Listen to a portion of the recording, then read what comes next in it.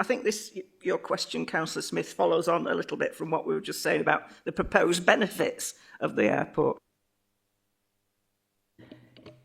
Yes, so thank you, Chair. My question is really, what's different from when the airport was operating previously? Thanks, Councillor. I think that's a really good question, actually. I like that question a lot. You heard Debbie allude to, obviously, in terms of Heathrow, and to give you an idea, the third runway, I think the modelling of that is roughly about an annual freight volume of 1 million tonnes. Now, that's huge. And obviously, in terms of the time that takes to be able to deliver something like a third runway, and we've seen, obviously, the headlines of 800 houses and, obviously, closures potentially of the M25, that's huge. And now what we're saying is a regional airport and rebalancing, in terms of some of those opportunities for, obviously, in terms of northern airports, there's surely an argument around being able to significantly increase the freight volumes at DSA.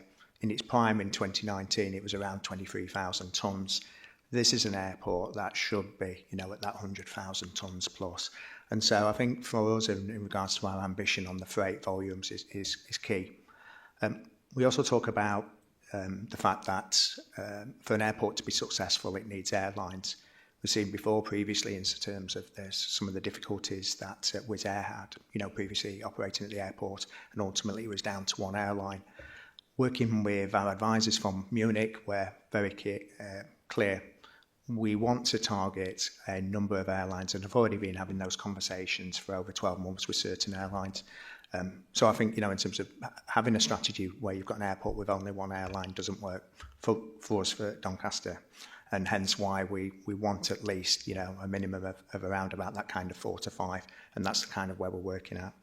I think the other piece is very much around, in terms of the previous contracts.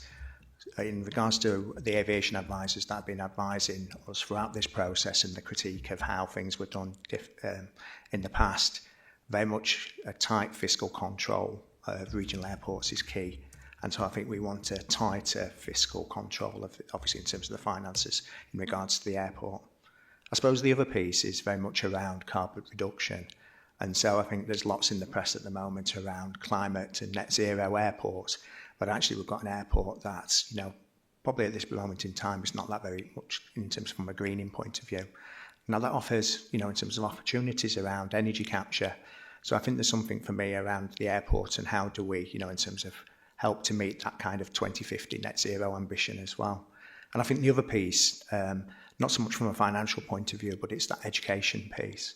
And very much how do we hard bake the education piece around all the institutions, so whether it's primary school or secondary school or university technical college or even the universities in our region or outside, how do we hard bake the kind of education element into the kind of the South Yorkshire Airport City programme?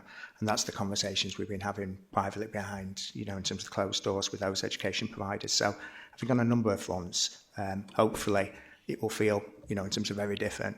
I suppose, and just the last point is, and it alludes to the response that Faye was mentioning around the investment zone and the 9-to-1. So we were very clear in our negotiations with Peel that we wanted the ability to grow the airport, and specifically what we refer to as DSA 04, which is about 126 acres, the ability to develop airside aviation, like-minded industries, whether or not it's from a manufacturing or it's from additional hangars, will be key. That will bring significant revenue into the airport, but also into Doncaster.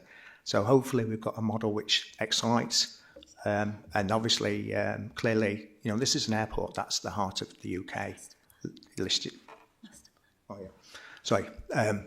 The other just final comment is currently we're working with Turley's. So Turley's in co-production with ourselves and Peel produced a wider master plan for the whole locality.